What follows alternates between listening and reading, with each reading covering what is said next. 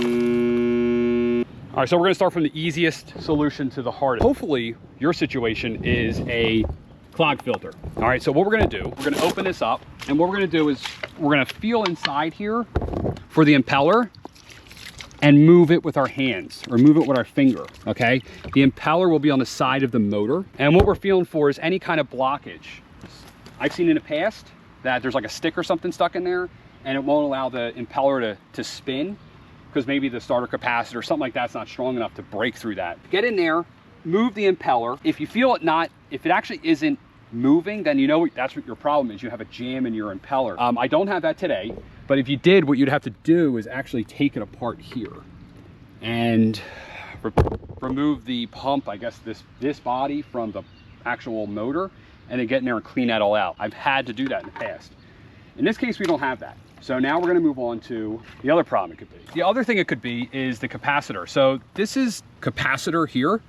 All right, they're under some kind of door here on most of them. Sometimes they're actually installed on the back. You have to take this back off, but this one's pretty straightforward, right? So in this case, I just have a nut driver.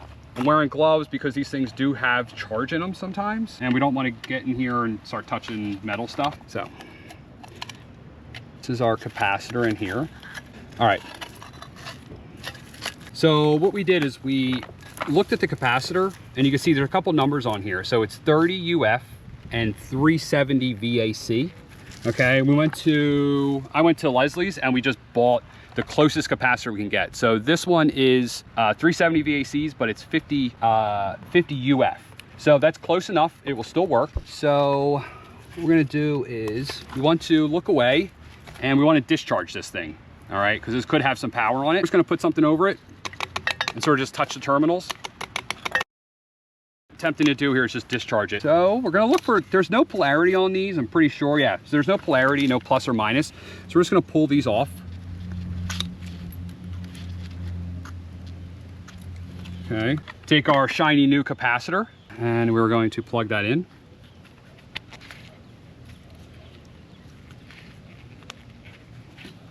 All right. Put it back in. All right, so now with the new capacitor on, we are going to turn the power on. And we're going to turn the power on. It's going to work. And it worked. Okay, so just for reference on maybe a different pump, this is what the capacitor looks like. So a lot of times they're on the top. Now, that wasn't my pool, that was actually my buddy's, and it kind of was a lesson learned for me. I'm gonna buy an extra capacitor for my pool pump because, you know, it's always gonna go out when either the pool store is closed or it's a holiday weekend, or hey, maybe you're away. So now if it's not the impeller being jammed, if it's not the capacitor, then unfortunately it might be, and you're still getting power, it might be the actual motor. So the motor's on the back side here, it's actually held on right here. So you actually buy the back part and keep this all the same and just replace this. That's a lot cheaper than replacing the entire unit, of course.